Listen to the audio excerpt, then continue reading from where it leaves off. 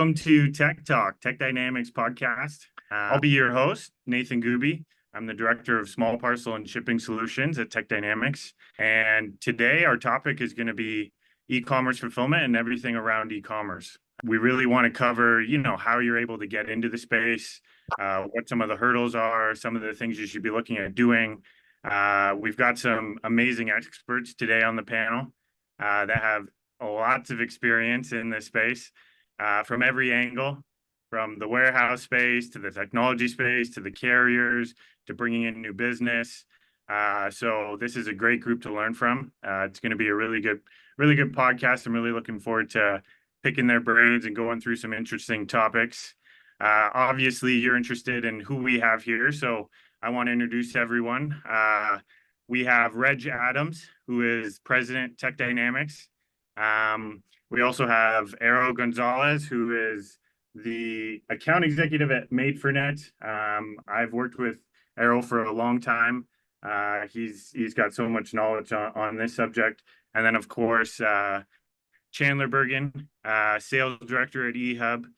Whenever I need, somebody to come in and make a customer love them, that's Chandler's the guy. Everyone loves Chandler, and between these three guys and the knowledge they have, I think we're going to have a really good podcast, some really good topics to cover and things to go over. And I'm excited to learn from you guys. Obviously, our format, we're going to have a bit of an open format, conversational. We really want to, any thoughts you have or anything you want to go over, feel free to jump in. I think to kick things off, we really want to start with the third-party logistics providers, the 3PLs, and the e-commerce. That's such a big portion of it.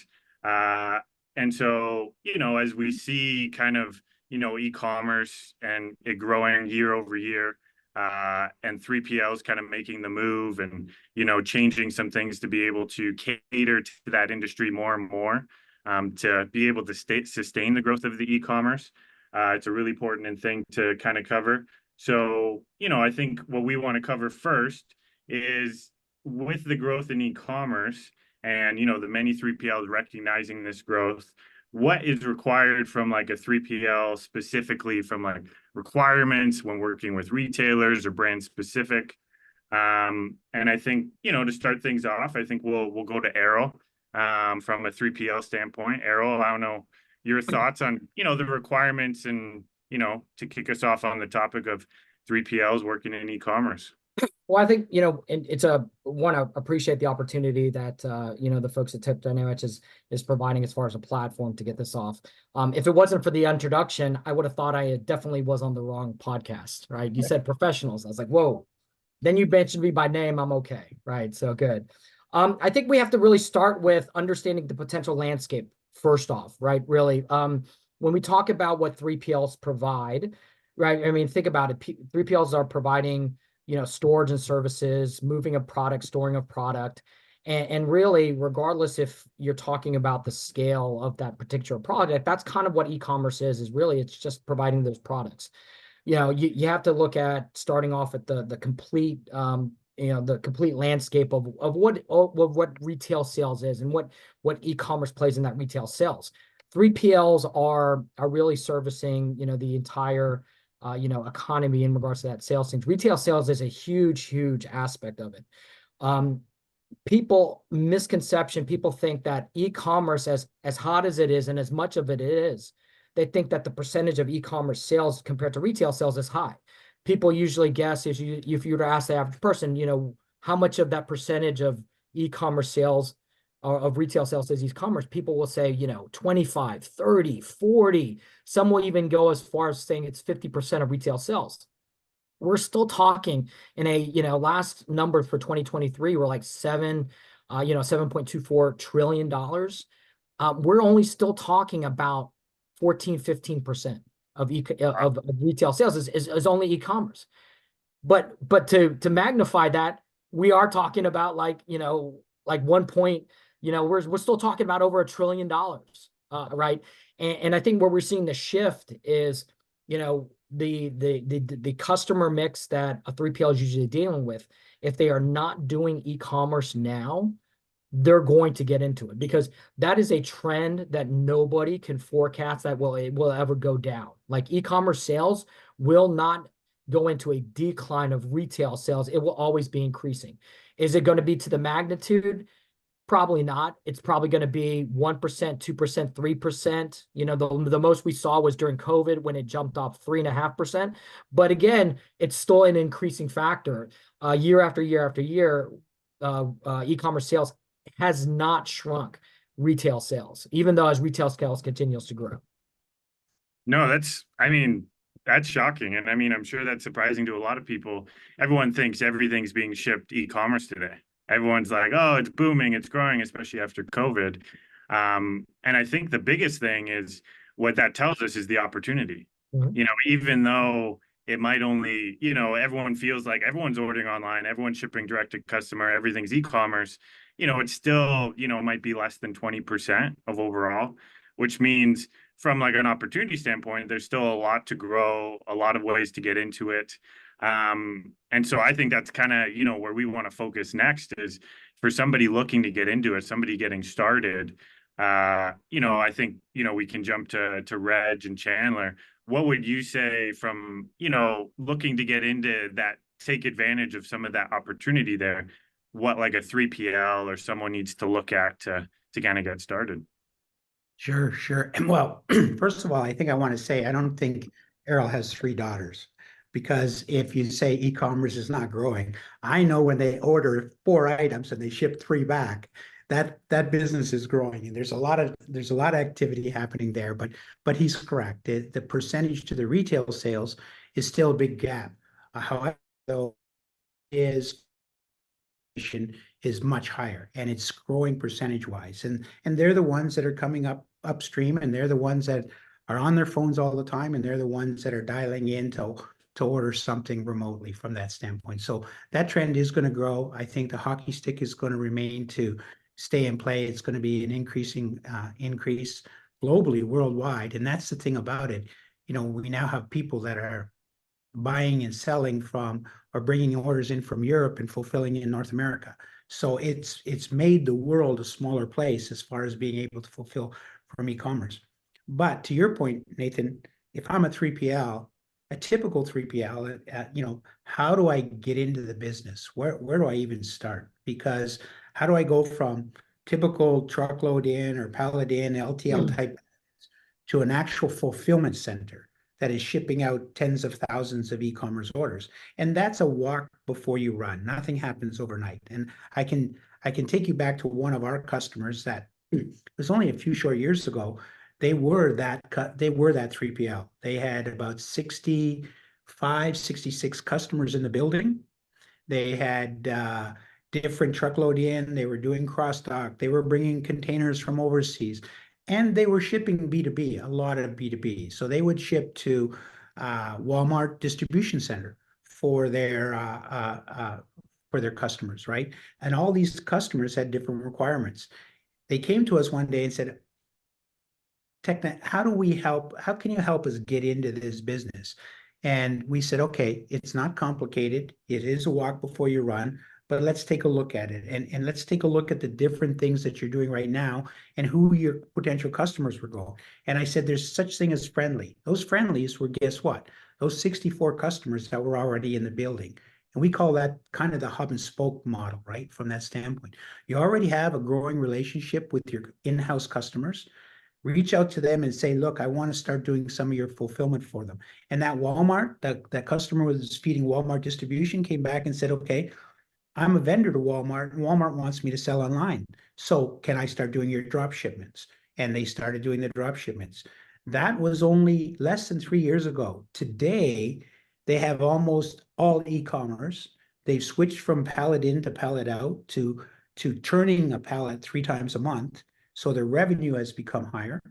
And they have this large base of e-commerce Shopify's. And out of that 60 some customers, there's probably an average of 7 to 8 to 9, 10 order sources coming in for each one of those customers now. And that's how much they have grown. They're still doing pallet in and pallet out. Don't get me wrong. They're still doing those for the customers, but they've decided to migrate from that type of business to full fulfillment, and they're doing about 50,000 on a slow month, 70,000 on a busy month, orders per month. That's pretty good for a customer, for a warehouse, a 3PL that was only shipping pallet in and pallet out. So they took a look at their inside customers. They started talking to them, and in some cases it wasn't that particular product, but it was that company's sister brand that was started, that had a brand and wanted to be able to start online shopping for that brand from that standpoint. The biggest issue we walked them through, though, is getting into the business is, how do you do it? Because you definitely got to be able to look at your tech stack, your technology from that standpoint. Things change when you go from, 100 orders in and out the door with LTL versus 50,000 orders coming in and out on a small parcel side. So they had to take a look at their tech stack, their order management coming in, their final mile shipping, and Chandler, that's probably where you guys jump in, but the whole world started to change. How did they build a carrier profile to go with that from that standpoint? And so they took the inside customers, educated them and being able to offering. They never said no. They never said they couldn't do it, but they had already talked to their carrier management. They'd already talked to their WMS guys. They'd already talked to their order management. They already talked to their shipping solutions, and they were already prepared if the customer came back and said, yes, I want you to start handling this at this time. Yeah, Reg, and I think you bring up a lot of interesting points when we look at the fulfillment space. To us, we see it growing, and omni-channel, is where it goes, where they can handle B2B, they can handle e-commerce. And as we talk to fulfillment centers, for a fulfillment center, there's far more margin on the e-commerce side typically than just the B2B, because there's more touch points, there's more areas where they can monetize. But then from an e-commerce perspective, a lot of these e-commerce companies, they do fulfillment just out of necessity. It's not actually what they're good at or what they want to do, but they get orders online and they have to fulfill. What we find is merchants who shift volume from self-fulfillment to a 3PL or a fulfillment center, typically 74% will actually save money. But a lot of times they get sticker shock, right? They get a price back from a 3PL fulfillment center. They're like, oh my goodness, that seems outrageous on that pricing. What they don't calculate is their cost of labor, hiring, benefits, all of these different things into their fulfillment. All they look at is, well, it doesn't cost me that much to ship it. Well, they didn't include their lease on their warehouse, their technology stack that you mentioned, all of these things. And as these e-commerce brands grow and scale, that technology expense becomes a massive, item on their bottom line. And so we've seen an interesting shift as we see a lot of merchants moving to fulfillment. I think on the e-commerce side, we'll continue to see that grow. And we'll see fulfillment centers be able to drive additional value, where an e-commerce brand can now focus on what they're really good at. They can focus on marketing, sales, the product, the widget, and then they can let someone else who specializes in fulfillment and those pieces get it to the actual customer and create, a really good relationship between the two. Yeah. No, both of you made some really interesting points there. Reg, with what you were saying, how do you get into it, where the opportunity is? It's a great point. Like, you're already working with a lot of these companies that want to do the e-commerce. You can just offer, you're already doing their pallets, you're already doing that business for them. And so you have the customers, right? You have that relationship. And so the opportunity is there. Like, a lot of people see e-commerce possibly as a way, that they might be losing looks like we lost Reg there quick, but I'm sure he'll jump back on. What's his drop the mic podcast? That's yeah, how he was like, I've left so much knowledge, I can't leave anymore. That's what happens when you're the big guy at top at Techdinamics, man. You got to move, you got to shake, baby. But no, yeah, it's a great point that a lot of fulfillment centers, I think, that aren't doing it today see it as a big hurdle. Like, how do I get into the e-commerce? What do I have to do? But you're working with companies and brands that want to do it. And if you go to them, they want to be open to it. And then to your point, Chandler, being able to, e-commerce companies always thinking like, they might be sticker shocked, but there's so much that goes around, and there's so much value added by using like a 3PL, a fulfillment center, that isn't always taken into account. I always think of, I'm a junkie for the Shark Tanks, and I'm Canadian, so Dragon's Den, our Canadian version, it's not as good, I know, but we used to have Kevin O'Leary on ours, but You don't have Mark Cuban and Mr. Wonderful.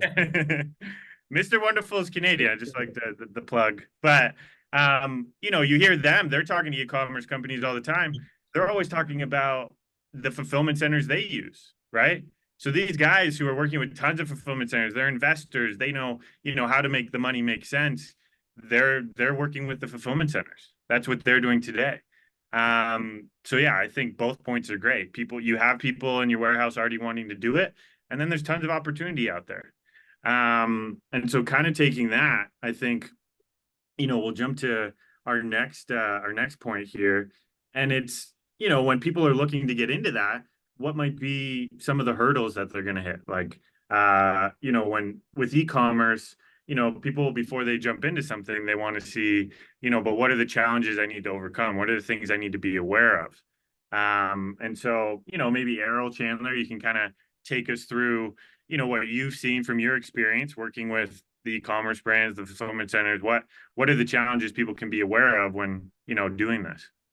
I'll start. And I think when you talk about, you know, kind of those hurdles or, you know, what they can expect, I think a lot of it has to do with, it's a learning curve, right? You are traditionally still providing those same services, but you're going to be doing it for potentially different types of customers, right? So, you know, when I talk about those different types of customers, your SKU count's probably going to be larger, right? So you're going to have to be dealing with, you know, larger SKUs. And when you're dealing with larger SKUs as a 3PL, you're going to start to get into, you know, specific things. I mean, obviously we're all in business to, you know, make a profit and you know, that's how we stay in business. So as a 3PL, you're gonna have to look at things like, you know, am I pricing this accurately? Am I, you know, doing things that is associated to, you know, it's the service itself now has to be at a unit level, right? So you'd have to be very good at unit costing as a 3PL as you get into providing those services. And so that learning curve, you know, is also going to go with, you know, the peaks and valleys. So whenever you start seeing the influx of those demands of an e-commerce fulfillment, you're going to get, you know, thousands and thousands of orders dropped into, you know, a processing mode. Do you have, you know, not just the tech stack that Reg talked about, but do you have the solutions inside the warehouse that's going to be a scalable that will allow you to, you know, put on all those orders? So again, that learning curve is going to be, you know, kind of a big hurdle. You're going to have to look at some of the legal aspects. I mean, that's another, I mean, I don't know if we have enough time, but some of the services and even some of the things that a 3PL is going to provide is potentially going to outweigh the cost of the product and the value of the product itself. So you have to look at the legal aspects of the things that a 3PL has to do in order to fulfill, you know, that widget that's being delivered to thousands and thousands of people throughout, you know, the distribution area or map that the person's asking you to be a distributor for. So there's a lot of different things.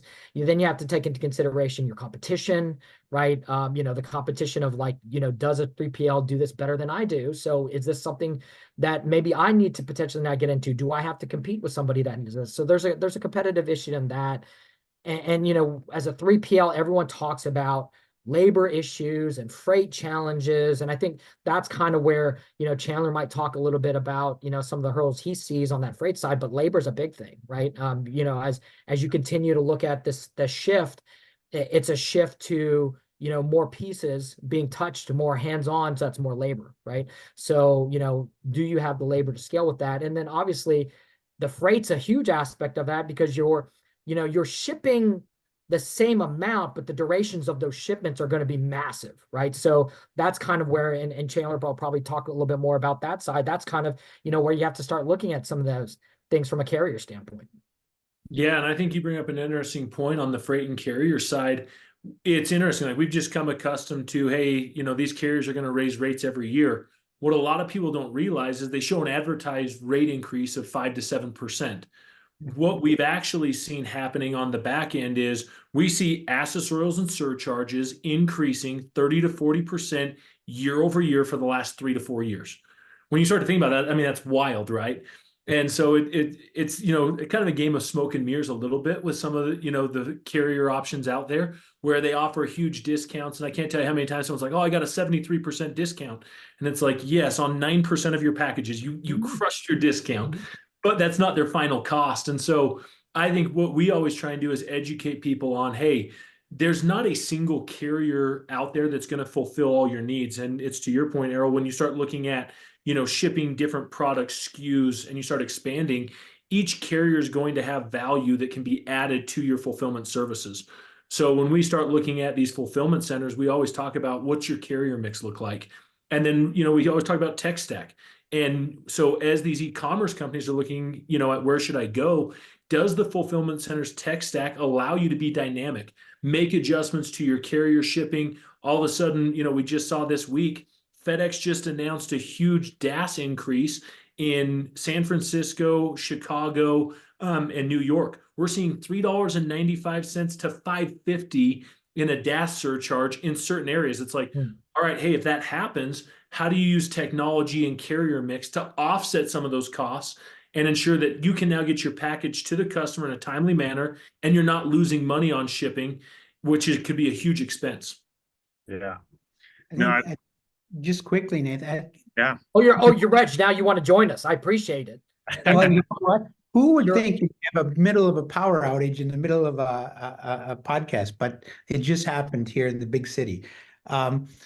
Just to explain that, Chandler, a little bit more for our listeners here. When you say DAS charges, can you just walk them through it? So, because there's a lot of confusion over, here's my negotiated rate, here's my real-time rates, and then these accessorial rates that come hand in hand with it. You got to be aware of it. And the DAS charges is related to what? Delivery area surcharge. So essentially what the carriers have done is they look at certain areas and they will charge a surcharge if it delivers within those zip codes. And then you also have EDAS, which is extended delivery area surcharge. So that's going to be more rural areas. But what we're seeing is these carriers are charging a premium to high density areas, which is where a lot of these e-commerce people are ordering from. And so again, they offer you a big discount. You've got, you think you've got this really great base rate. And then all of a sudden you get your final bill and you're like, wait, this doesn't line up to what we negotiated, what I thought I was going to pay. And a lot of these charges can come after the label's actually been generated and you're getting it on a separate bill. It doesn't come in your original shipping bill. And so, so that's essentially a way that carriers are charging based upon where orders are actually being delivered to. Interesting. No, it's a great point. I mean, from all the hurdles people run into, there's a lot to look at, but there's also a lot of ways to find like the solutions to them, like both of you gentlemen, kind of mentioned. And there's a lot of solutions out there to kind of help, getting started, or if you are started, kind of taking you to the next level with e-commerce. I think a huge area, kind of like, we've been talking about the freight side, the shipping, the carrier rates, how you do that, because like Errol, you mentioned, you got to consider the labor, because that's going to come into play. You got to consider the shipping costs and how do you want to do it? Are you going to be shipping on your accounts, your customers' accounts? How can you grow by, maybe shipping on your own accounts, offering better rates for your customers? So things like that. There's lots of creative ways to do it. And obviously, Chandler, with your experience with the carriers, working with the fulfillment centers and, introducing those different carrier mixes, kind of what do you see from like, working with different carriers, maybe negotiating directly with the carriers or how to get multiple carriers involved? Like how would a fulfillment center, or someone in e-commerce kind of go that route? Yeah. How do they make the money, right? Right? Yeah. No, and I think, to your point, Nathan, like it's complex and it's difficult. And I think, oftentimes we talk with fulfillment centers or merchants and you kind of ask, hey, why are you shipping packages this way? A lot of times it was a decision that was made when they started 3, 4, 5 years ago. And it's like, well, that's just what we did. We signed up. UPS Hub was down the road. It made sense. They said they'd pick up packages, so we ship UPS. And so for us, what we've tried to do is look at and say, how do you be agnostic and say, hey, let me drive value where it makes sense? Because we run into instances all the time where a fulfillment center or a merchant can have a direct contract that can beat someone like our technology platform that's using aggregate volume. So, we take this aggregate volume, 130 million small parcels through our API, and we go to these carriers and we try and negotiate rates based upon aggregate volume. And what we tell them is most of our customers are going to rate shop. And so, hey, if the rates you give us are compelling and good, you're going to win in a rate shop scenario. And so that's where, we're trying to drive value back to the customer, but we'll run a full analysis. We always joke and we say, men lie, women lie, numbers never lie. And so a lot of times we tell, fulfillment centers, merchants, we're like, hey, don't just trust us. Let's look at the actual numbers. What is your actual cost from when you generated, the label in your warehouse to when it arrived at the customer's door? What is your final cost out the door? And this goes back to some of that carrier mix where we're going to find certain carriers and consolidators and different options that are going to win in every area. So under a pound, you're going to have a carrier that's better than over a pound. If you're talking zones 5, 6, 7, and 8, you're going to have carriers that are going to add more value in that area. And then the other piece to look at is time in transit. And that's become, a huge topic of discussion. I think Amazon ruined everyone a little bit, right? Everyone deserves 2-day shipping at no cost. Spoiled us all. And it ruined it. And it's kind of funny. We're seeing Amazon consultants coming out last year and saying, hey, they're moving away from 2-day shipping. It's not feasible. So you have this giant conglomerate that's, hundreds of billions of dollars in value. And they're coming out and saying, hey, 2-day shipping is not feasible across the nation. So now it's starting to look at carrier mix and saying, hey, can I get it there within 2 to 3 days? And can I do it at a lower cost with a different carrier? And so looking at some of those things, I think has driven a lot of value back to fulfillment centers, back to merchants. And kind of our goal always is, hey, how do you turn shipping into a revenue center? Because oftentimes we see shipping costing either the fulfillment center or the merchant a lot of money. And if you're selling an item that you only have a couple of dollars worth of margin, if you get one of those DAS surcharges and it's $5.50, your margin could evaporate really quick. So how do you now look at your pricing model for shipping and say, hey, I can do, a standard shipping, an express, and an economy shipping and be able to monetize on that because you're leveraging economy of scale of either the fulfillment center or a technology platform. You're monetizing on that. You're still getting it there in, SLAs that are acceptable to the customer and saving money. And I think that's the ultimate goal at the end of the day, right? Is everyone wants to grow and scale. And typically you got to have revenue to do that. So, having a good carrier mix, a technology that can help you be able to pivot, rate shop. And then, like I said, a fulfillment center, 74% of merchants that move to a fulfillment center save money. And oftentimes that's on shipping because that fulfillment center is shipping for tens, maybe even hundreds of merchants. And they can now leverage that aggregate volume to go and get better negotiated rates than what an individual merchant can. Yeah. And take notes, 3PL, potential revenue stream. Shipping. Yeah. Take notes. It's huge. Man. It's huge. I think, it's a great point you made. I think one of the biggest points was, this is the way we've always done it. And so why are we doing it this way? It's the way we've done it. And I think that goes beyond just the carrier side of things. It's kind of everything, your systems, your process, the whole kind of aspect of it. This is the way we've done it. And I think a big thing to notice is, there's people in the industry who specialize in certain areas. There's people who specialize in the carriers, in the layout, in the technology. There's all different areas.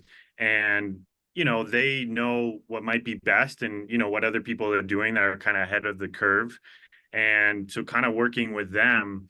And I think that kind of takes us in, maybe our next topic of, freight's a huge opportunity and leveraging the technology is a huge opportunity to be able to really take, grow that e-commerce, take it to the next level, just get started, whatever it is. But I think a huge portion of that is working with the right technology partners, working with the right carrier partners, going to the people that have that niche knowledge and leveraging it. And so, maybe I know in the industry, this industry, everyone does a lot together. There's lots of partners and there's lots of people, we're always, crossing paths and working together. And so maybe have more of a open discussion here about, how a fulfillment center can do that to kind of leverage the e-commerce from every aspect. And, Reg, maybe you can kind of jump in there. I know you've got, extensive experience from that side, working with different groups and how it can really help someone getting into this. Yeah, yeah. It's like I said earlier, it's a walk before you run, but it's definitely a tech stack overview. You have to take a look. Look, there's no one system anywhere that does the best of everything and does everything for you. There's a combination of technology partners that help you become that leading fulfillment center, whether it's in freight, you heard about DOS charges. It's technology, you have to be able to get real-time rates, whether it's legal. I can't afford a $12,000 bill with legal because I'm trying to write up California's new rules on what to do with personal data. And the customer wants my personal data agreement. Well, the technology has to be able to say, I can take that away. 30 days later, I'll drop all the personal data. So issue after issue after issue, you're going to relate to your tech stack. And the biggest thing in the tech stack side of things is choosing your tech partners from that standpoint. And there's all kinds of great ones out there. We talk about, the iPhone and iOS. What made the iPhone? Is it the iPhone? Is it the thousands of apps that are attached to it that allow it to be integrated together to work together? We all know that the WMS in the fulfillment side really needs to be the Bible, right? And we got experts like Errol's team and everybody from a WMS standpoint that can manage those orders, pick, process inside of the four walls. But before you even get to that point, there's a series of things you have to take a look at. We talk about order management. Yes, WMSs can integrate to Shopify and order platforms, but those are the easy ones. How do I manage? Go back to that warehouse we talked about that flip that has 60 some customers in there now. They have 10 to 15 different order sources. And each one of those order sources are coming from Amazon, Shopify, Walmart Marketplace, Staples Online, dealers, distributors, their own networks, right? And they have to manage those 15 different order sources coming in to the WMS. You hear us often talk about the perfect order process. We want the perfect order to come into the WMS. We want the WMS to get into a wave process of picking and streamlining, utilizing those options inside the warehouse. And then we want the shipping solution out the back door to be able to be fully integrated with the WMS and be able to be fully integrated with the carrier network from that standpoint. And like Chandler talked about, leveraging, how many times have you heard, I have the best UPS discount. I negotiated the best deal in the world. Well, the only one that I know that has the best UPS discount in the US is probably Amazon.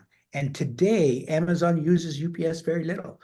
They used to use them 30, 40%, but now they figured out that between their carrier selection process, their rate shopping, their dedicated operations, they can do it a lot more economically.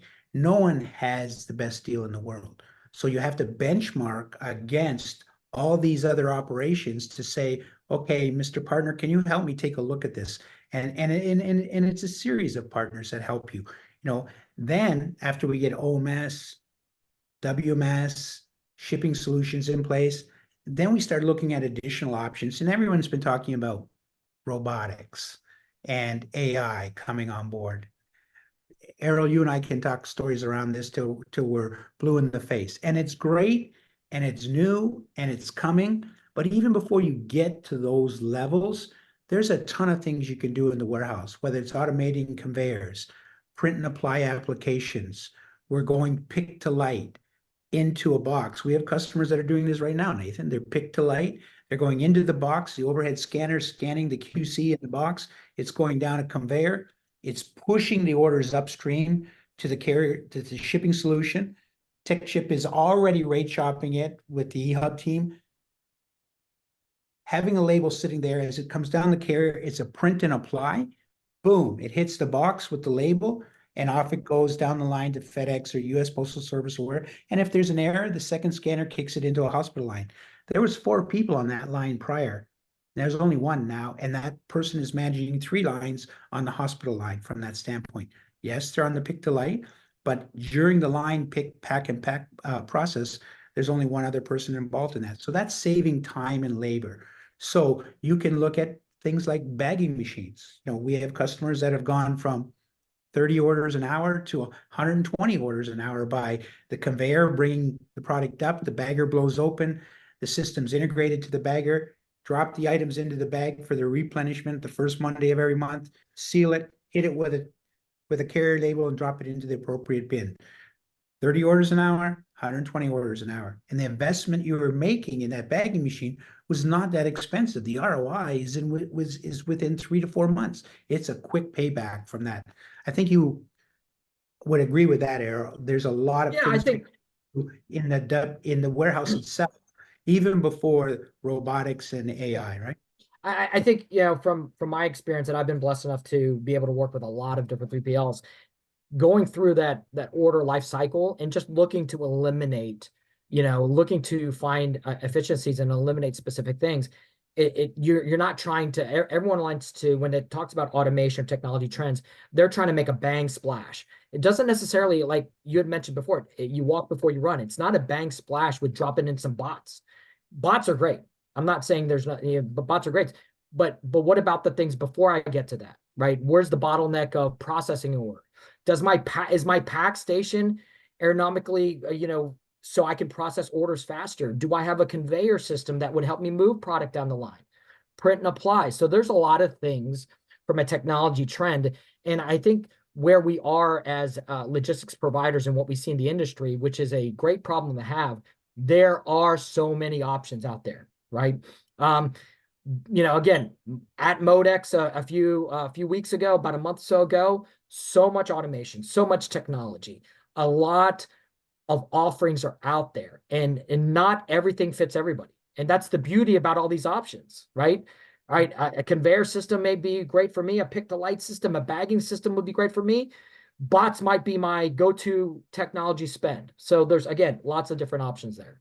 I think, Errol, to your point, and to Reg's as well, is that being open to change. Like, I think shipping as an industry has been really slow and been on the laggard side of accepting change. And it goes from technology to moving from self-fulfillment to utilizing a 3PL partner, but being willing to look at change. We look at an industry that is changing constantly. I mean, look at how many rate changes we had. Look at how many technology platforms have launched in the last 12 months. And so this mindset of, hey, well, it's what we talked about early on, Nathan, of, hey, well, I've been doing this, so this is just what we're going to do. It's what we know, versus, hey, having an open mind to look at opportunities. And not that you're going to take every one of those opportunities and make the change, but it's looking at tech stack and saying every single technology is good in a certain area. Doesn't mean it's good across the board. So where do I leverage each one of these technologies? Where are they going to drive value? Where do I leverage a 3PL partner in my process to make sure that now, hey, instead of me trying to go out and figure out the warehouse management and run all of this, I'm letting someone else who's an expert in it. They've been in that space for 5, 10, 20 years. I can now focus all my time and effort on truly making my product better, building my brand, marketing, doing those things that I'm really good at, and being open to change. We find oftentimes change is what kills businesses. You go talk with a CEO, they're like, yeah, the savings, these things look great. Can I please do that? And then you have a warehouse manager who's like, no, we're not going to change the process. This is what we've always done. And to Reg's point, oftentimes the result is the same. The process along the way, though, is a change. And it's oftentimes more efficient, but people are always resistant and hesitant to change. So as people in the e-commerce industry and leaders in this industry and in business, we need to help our employees embrace change, because oftentimes that's the way you go from good to great, is by embracing that change and being able to pivot and make those changes on the fly as other people in the industry make the change. Yeah. The last thing I will mention, though, and the importance of the tech stack and partners and the freight side, the OMS, and the WMS, the one thing I will say and emphasize, especially to, you know, the audience, is if I was to put an importance on one of those aspects, I would put the importance on the integration of the tech stack, right? The real-time integration. I would put the importance of anything that you have adopted as a partner or solution. Integration is going to be key. The speed, the real-time nature, the beast that is the e-commerce world, and fulfilling that information. Integration is where you're going to see, you know, is kind of where I would emphasize making sure, because, you know, without true real-time and right on spot integration capabilities within a provider, I think fulfillment opportunities are going to potentially be lost. And I say that, again, I want to be cognizant of the different, you know, parts of the tech stack, but the integration, I think, is probably the most important part of that tech stack. Touch point. it's all about those touch points, right? How do we help get rid of those touch points throughout the whole process? And Errol, you're right. Integration helps you be able to do that, Nathan. Yeah. No, I mean, I think you all, with your great knowledge, amazing points from, the tech stack being everything working together, being open to change, the different carriers, and then the integration. Like, great point at the end there. Obviously, in e-commerce, we know everything's got to be fast. And so whether it's this system talking to that system, or a carrier, or tracking, or whatever it is from like a whole e-commerce standpoint, being able to have that integration or speed, is something to obviously remember and be focused on. One thing I did want to do, just, as a quick recap, because obviously we've covered a lot today. I think there were some great points. We could honestly, I think, go on for hours with this group. Obviously it'd be ideal if we were all in a room together, but we're all busy seeing customers and fulfillment centers. So next time we do this podcast, we're all going to be sitting together. But yeah, so obviously the whole focus of this was e-commerce, how to get into it. I think a big thing is the opportunity. A lot of people might have feel like they missed the boat. The opportunity's there. There's huge opportunity. And then the next thing I would say is obviously touch on partners, people you can work with to get over the hurdles, the experts. There's people that focus on all the different pieces. You don't have to be an expert in everything.